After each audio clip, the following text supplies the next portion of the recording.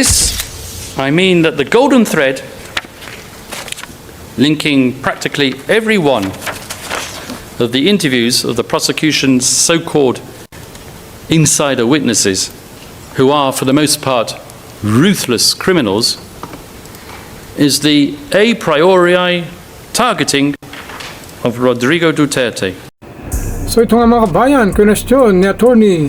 Kaufman ng ICC, bakit pinahintulutan ang mga star witness na ito na mag-self-confess ang mga kriminal sa loob ng courtroom, International Criminal Court sa Hague, Netherlands mga kabayan. What's po natin ang kaganapan sa ICC International Court na ito sa Netherlands mga kabayan? Bonjour à tous à nouveau. Je commencerai par une décision orale concernant la question de l'expurgation à la transcription et à la diffusion en direct de l'audience d'aujourd'hui. La Chambre note que des expurgations ont été appliquées à la transcription et à la diffusion en direct de l'audience d'aujourd'hui à la suite de requêtes de l'accusation auxquelles la défense s'est opposée. Notamment, la défense a déclaré que l'application des expurgations demandées empêcherait que la défense se réfère aux faits de l'affaire et impliquerait de tenir l'intégralité des sessions à huis clos. Premièrement, la Chambre rappelle sa décision numéro 388 datée du 20 février 1206, où elle a souligné qu'il revient aux parties et aux participants de veiller à ce que leurs arguments soient formulés d'une manière à limiter les besoins des sessions à huis clos, garantissant ainsi la transparence des procédures sans risquer la divulgation d'informations confidentielles. La Chambre rappelle donc aux parties de se conformer aux instructions de la Chambre. De plus, la Chambre considère que les informations que l'accusation a demandé à expurger dans la transcription et la diffusion en direct de l'audience d'aujourd'hui s'y limitent aux informations identifiant les témoins et les victimes mentionnées par la défense dans sa présentation. La Chambre note que la défense a divulgué à plusieurs reprises des informations permettant l'identification des témoins et victimes, tels que les surnoms ou rôles et des postes, qui ne doivent pas être mentionnés afin d'assurer la sécurité et l'anonymat des témoins et des victimes. Les expurgations appliquées concernent donc exclusivement les informations identifiant des témoins et des victimes et ne sont pas aussi générales qu'elles constituent des simples faits de l'affaire.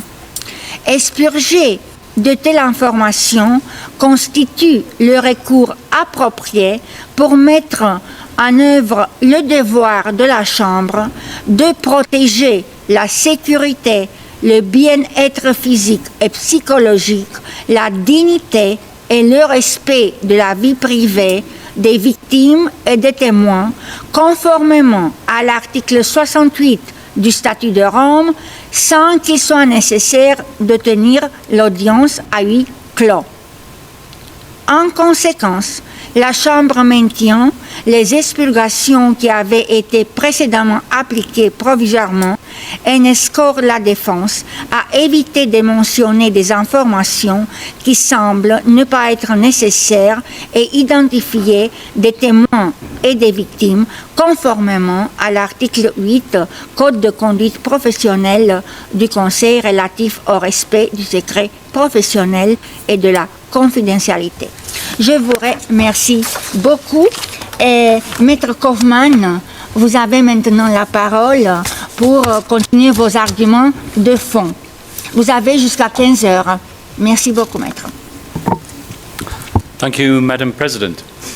As you can see, we have a number of yellow post-its on our table here. These are the document identification numbers of all the matters that I'll be talking about.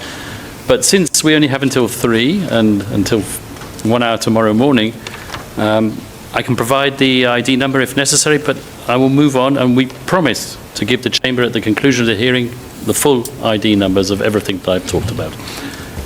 And if the prosecution obviously wants something as well, he can... Afternoon, Madam President. I would just ask my friend if you can read out the tab numbers, because every item per the Chamber's instruction has a tab number. So even if my friend doesn't read out the entire ERN of the page he's citing, the lines, if he gives us a tab number, at least we can check his homework in real time. Merci beaucoup. Thank you very much. Counsel, are you in agreement with this position taken by the prosecution?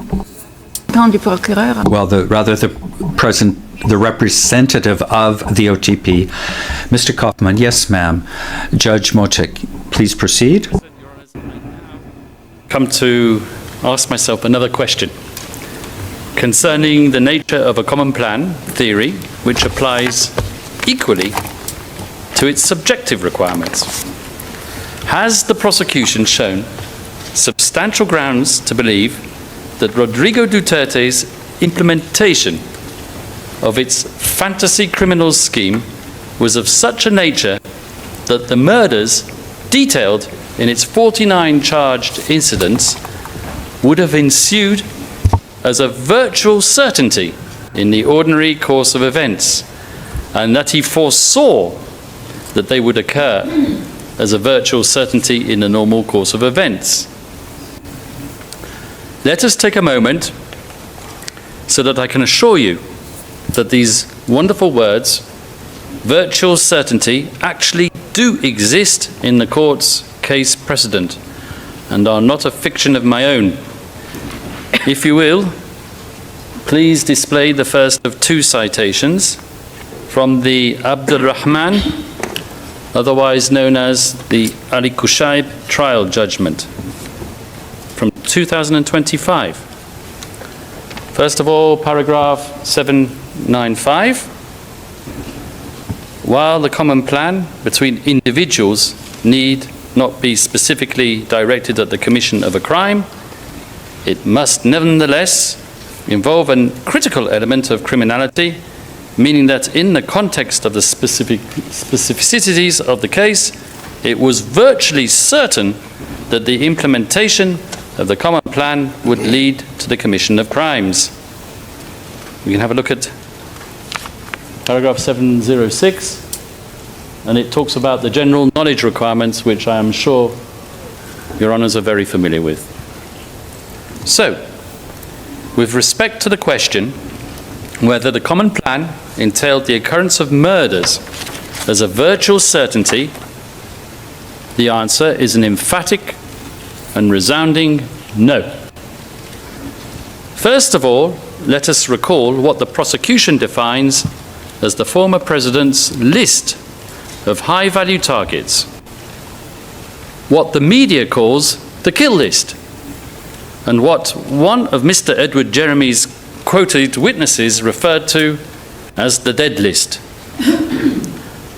The number of individuals on this so-called kill list, the very list on which the prosecution relies to show that the knowledge that death would ensue, is 4,817.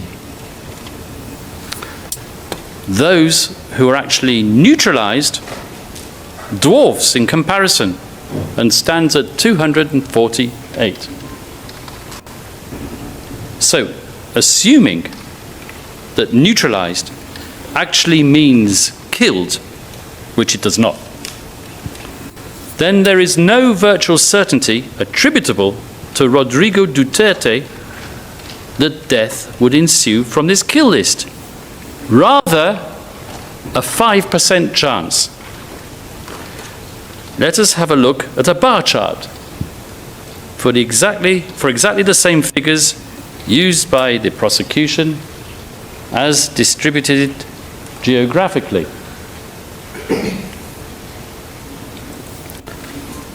I now turn to the issue of control, as it did or did not manifest itself in the crime base. In other words, can it safely be argued that substantial grounds exist to believe that Mr. Duterte's supposed diktat filtered its way down from his mouth and via his co-perpetrators to those who were supposedly going about committing these murders? How has the prosecution shown the concept of automatic compliance, or even virtually automatic compliance, so essential to its pyramidal structure? Well, by and large, and judging from Ms. Robin Croft's submissions, it would appear that the concept of automatic compliance is substantiated by reference to subjective comments made by perpetrators who talk about their will being controlled. For example, transcript, page 37, line 7 onwards. I felt like that I didn't have any choice but to follow their orders. It wasn't possible not to obey his commands. Another example, transcript, page 38, line 17. Co-perpetrators controlled the will of the physical perpetrators. End quote. According to the prosecution, members of the Davao Death Squad had to seek clearance from Mr. Duterte to conduct killings in Davao City. For this wild assertion, the prosecution relies once again on the evidence of criminals it has recruited, all of whom are inherently unreliable because of their being self-confessed vicious murderers, testifying in return for virtual immunity from proceedings at the ICC. We shall analyze the testimonies emanating from these individuals in detail later in my submissions. Now I can see Mr. Nichols scribbling away there, but I shall be referring to what are called statements of limited use. As for the other modes of liability charged, ordering under Article 25(3)(b) and Article 25(3)(c), aiding and abetting, as I have said, no smoking gun, no evidence of a direct order, solicitation, or inducement with respect to any one of the 49 incidents. No documentary record exists of a presidential order. So how could these orders have been transmitted for the purposes of Article 25(3)(b)? Well, unless Mr. Nichols envisages mental telepathy, I think that we can discount ordering. The prosecution has failed to elaborate in its oral submissions what it means truly by soliciting. If it means the ambiguous public speeches, then it is difficult to reconcile the frequent exhortations to self-defense with soliciting, unless, of course, you accept that Mr. Duterte super craftily inserted these exonerating comments into his speeches in order to craft himself a defense when the day of reckoning would come. As the prosecution asserts, speaking with a forked tongue, sometimes speaking his mind, sometimes saying what he wants you, your honours, to hear. Furthermore, generalized statements months before specific incidents do not establish causation or instruction. For aiding and abetting, there is no reliable evidence that Mr. Duterte provided practical assistance, encouragement, or moral support that substantially affected the commission of a crime, with knowledge of the perpetrator's intent. And finally, on modes of perpetration, modes of liability, I would beg you not to take heed of Ms. Paulina Masada's assertion that Rodrigo Duterte failed to prevent or punish. The prosecution has not charged command responsibility under Article 28. And the reasons for that are clear. It is the same reason why it cannot prove ordering. There is no ascertainable chain of command descending from Duterte at the top via the co-perpetrators, so-called co-perpetrators, all the way down to the crime base. As I said, it all breaks down at the level of the co-perpetrators. And I would ask you very respectfully not to exercise your discretion to requalify pursuant to Regulation 55 of the regulations of the court. But if you do, and you shouldn't, I respectfully submit, you should order the prosecution to resubmit its document containing the charges and its pre-confirmation brief as amended, and to release Mr. Duterte in the interim. Now, I have finished that section of my submission, and I will now turn to the witnesses themselves, and I will be very careful not to mention anything that I'm not meant to. And I will discuss, first of all, the general reliability. A genuine criminal investigation is meant to be directed at establishing the truth. It is meant to elicit facts in an impartial manner and not to present witnesses with a preconceived idea and to seek confirmation thereof, whether it be by way of leading questions or anything else.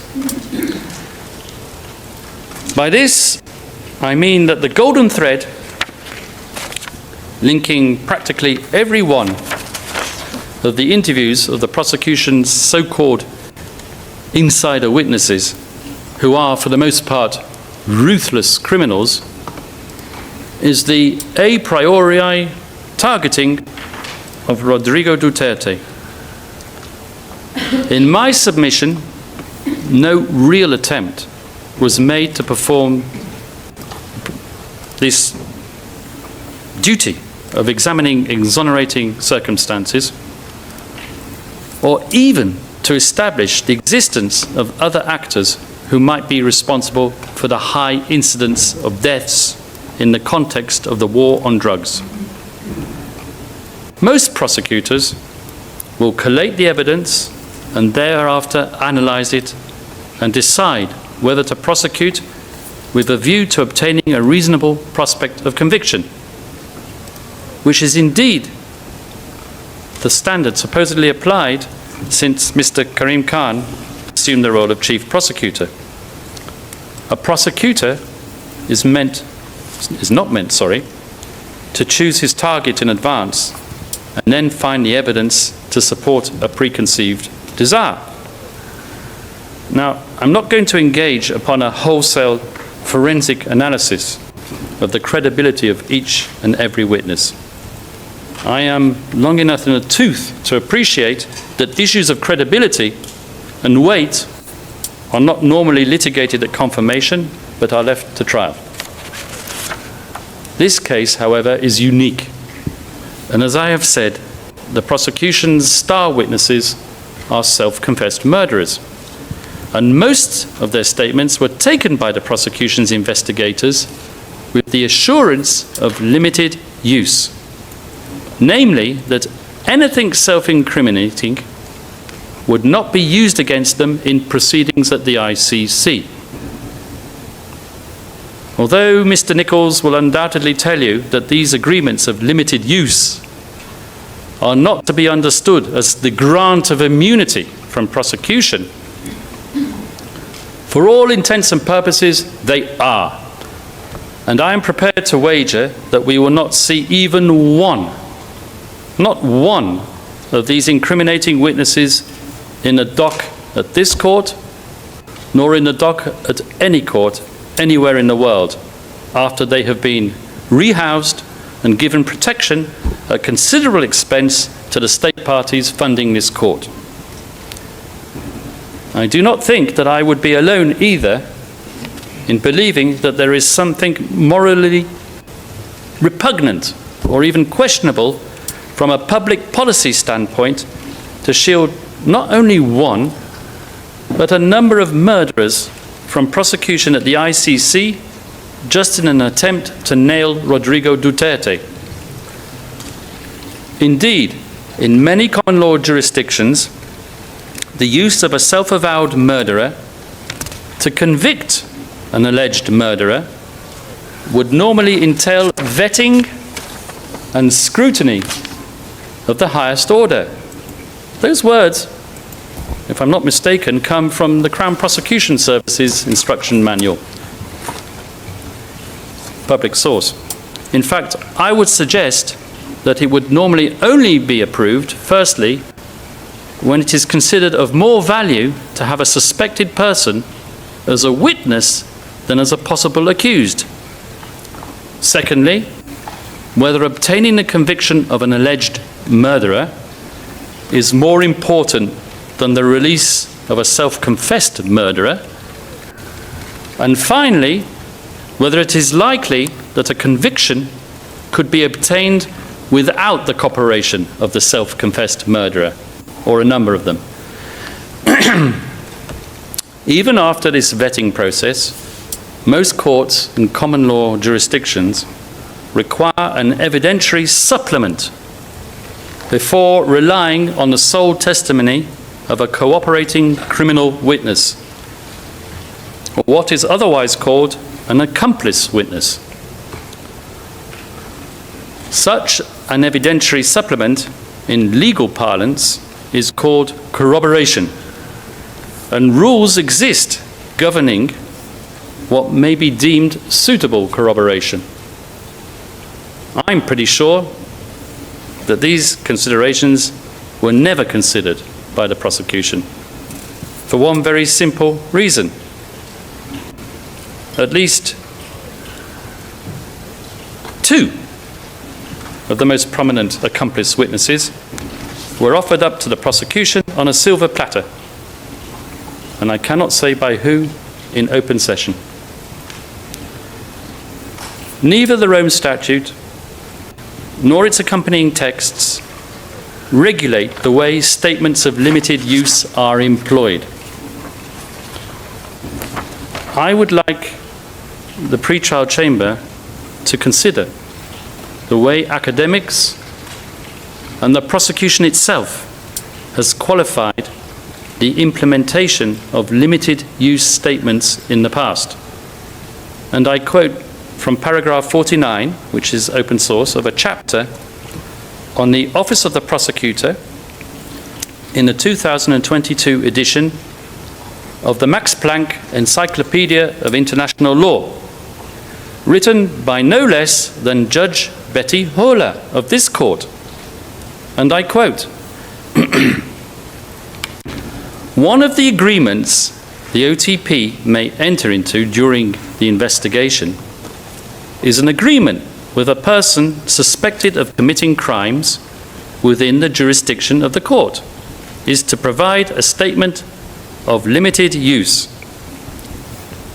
The idea is that the person provides the Office of the Prosecutor with an oral or written statement for the purpose of pursuing leads or developing additional information or evidence on the condition that the statement will not be used against the interviewed person except as stipulated in the agreement. The purpose of such agreements is to ensure cooperation of so-called insider witnesses whom the OTP does not intend to prosecute, but are expected to provide key information or evidence against other, usually more senior suspects.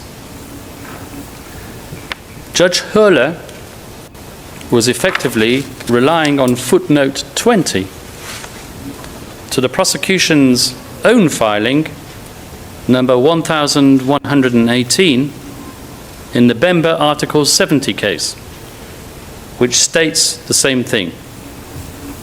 Both sources stress that limited use statements should be used as a rule to pursue leads or to develop information, but not apparently, outright at any rate, to serve as the key and main testimony against a suspect.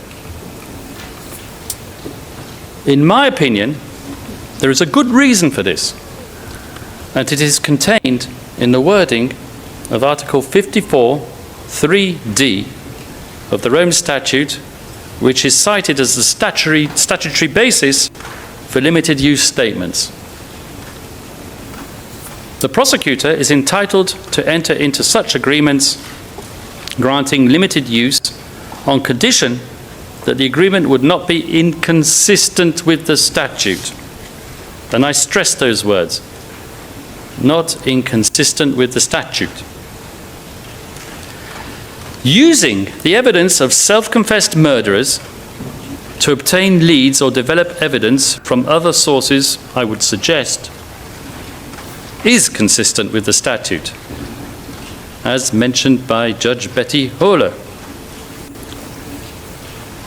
To give a get-out-of-jail card, however, to a whole bunch of murderers in order to fix liability to another, albeit pre-selected individual, also selected of murder, is, in my opinion, totally and wholly inconsistent with the object and purpose of the Rome Statute, which, according to its preamble, oft cited by the victims and the prosecution, is dedicated to the eradication of impunity. In my opinion, granting immunity to a murder suspect for core international crimes would be seen as undermining the object and purpose of the Rome Statute. Accordingly, I would ask the Chamber to find the statements of those witnesses afforded such limited of use and to be of negligible evidentiary weight.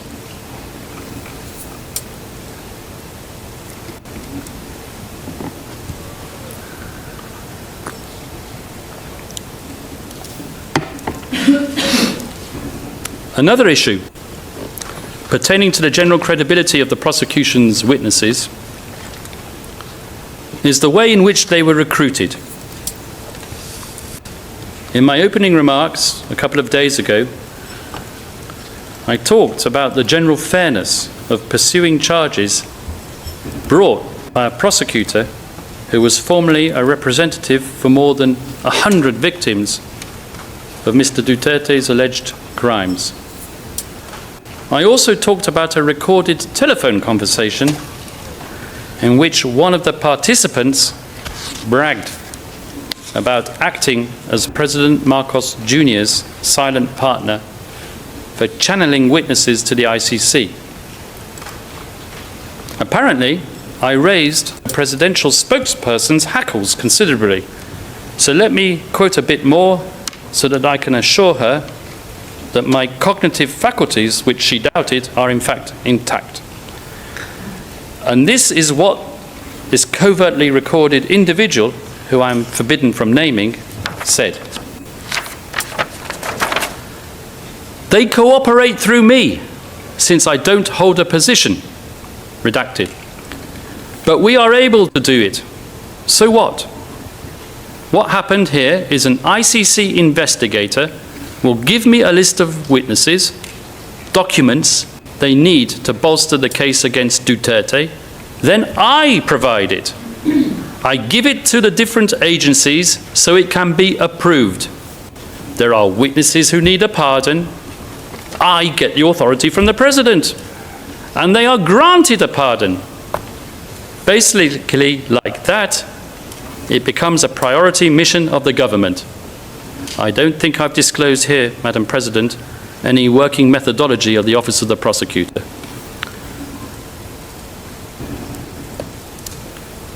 So now I turn to the incidents themselves, the 49 incidents. The prosecution invites you to view these incidents as the manifestation of a much larger pattern. To quote the prosecution's very words in filing number 330 at paragraph 5, the 49 incidents are a non-exhaustive list of examples of the conduct underlying the charges. Indeed, the prosecution speaks of thousands of victims in toto, data sets, and patterns of violence. Now, the defense does not deny that much drug-related violence did occur. It was occurring before Mr. Duterte assumed the reins of power and continued, as we have shown, by way of a sharp increase after he left office. But these grandiose visions of the prosecution are of no avail if the core criminality and incidents alleged in its document containing the charges are not made out. So the question before you is whether there are substantial grounds to believe, firstly, that each of these specific incidents were unlawful killings, namely deliberate acts of murder, and secondly, that they were knowingly committed to further the criminal objective of the so-called common plan or the state organizational policy with which it has been conflated, and finally, that they are indeed attributable to Mr. Duterte under a recognized mode of liability. Preempting a possible defense, always a good tactic for a prosecutor, unsure of the strength of his own case, there is a heavy reliance on expert analysis of data sets to argue that reported instances of self-defense were statistically improbable. Let me stress that it is the defense's view that if the contextual case depends on the scale of victims, namely thousands, as alleged by the prosecution, then establishing the evidentiary integrity of each charged incident is imperative. In other words, the defense firmly submits that the pretrial chamber should not commit any one of the 49 incidents to trial unless it concludes that there are substantial grounds to believe that Mr. Duterte's criminal linkage and liability has been established for each one. When these 49 incidents are disaggregated and examined one by one, as the statute requires, we submit, what becomes apparent is not the cumulative strength, rather the recurrence of certain symptoms of inherent weakness in the evidence. These weaknesses fall into 6 broad categories. The first is the over-heavy reliance on the testimony of cooperating witnesses who are inherent criminals with an inherent propensity to be unreliable and whose statements, as I mentioned, are not corroborated by external evidence. The second, hearsay attribution, or in less legal parlance, incriminating statements heard from a source twice or even 3 times removed. The third weakness, which infects the evidence, is the fact that some of the victims are unidentified, making it virtually impossible for the defense to pursue its own lines of inquiry. This weakness affects at least 9 out of the 49 incidents. The fourth weakness: documentary records, such as police and forensic reports, are at variance with and are contradicted by testimony of a single prosecution witness. Fifth, the hoary old chestnut of conflicting statements emanating from 2 or more witnesses testifying to the same event, some contradicting one another, some contradicting even themselves. And finally, the sixth weakness being the repeated absence of any evidence to link the hitmen to our client, despite the prosecution's best efforts to chivvy such linkage out of them. The defense will now show how these identified weaknesses reduce below the substantial grounds threshold the evidence for these incidents in the 3 counts as they appear in the document containing the charges. Count 1, the alleged murders during the mayoral period. Count 2, alleged murders of HVTs, the high value targets, during the presidential period. And count 3, barangay clearance operations also during the presidential period. So I shall start with count 1.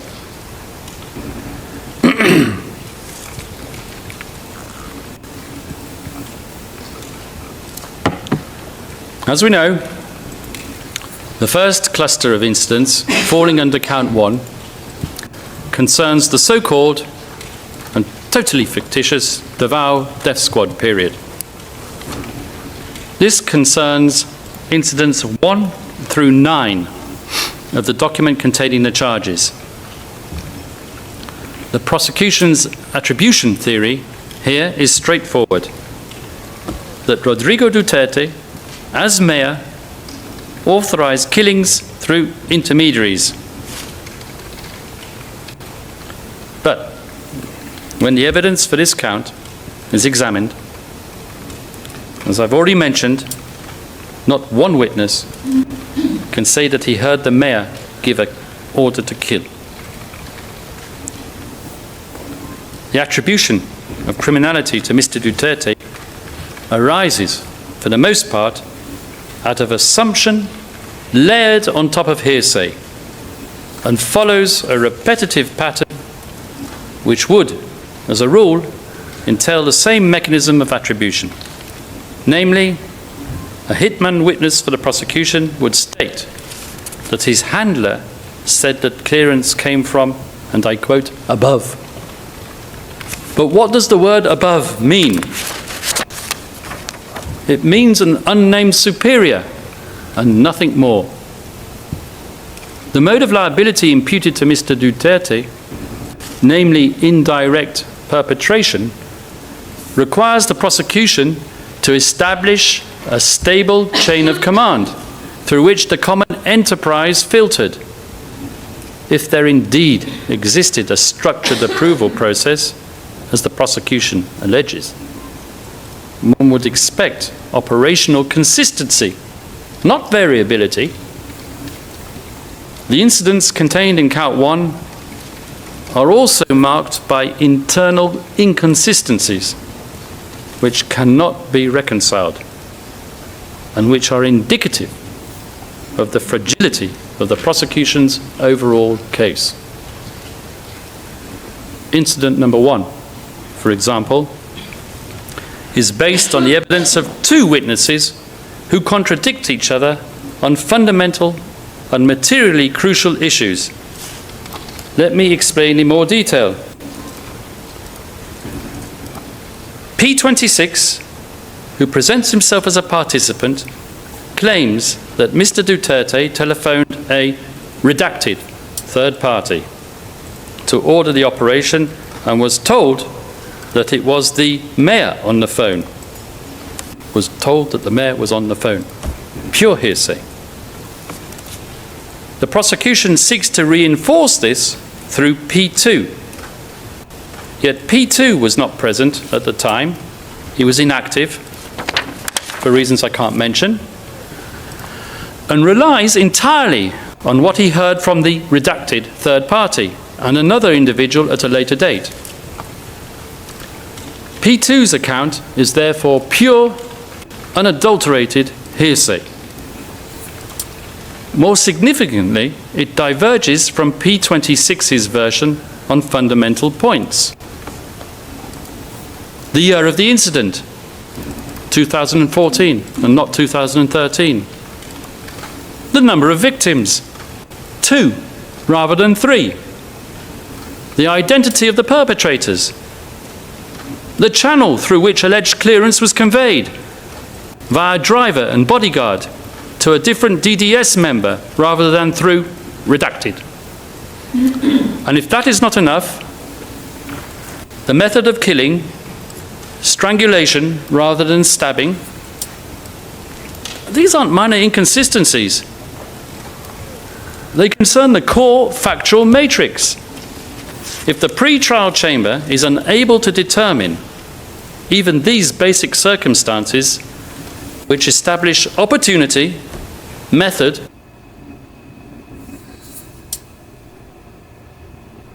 that, Your Honours, is conjecture.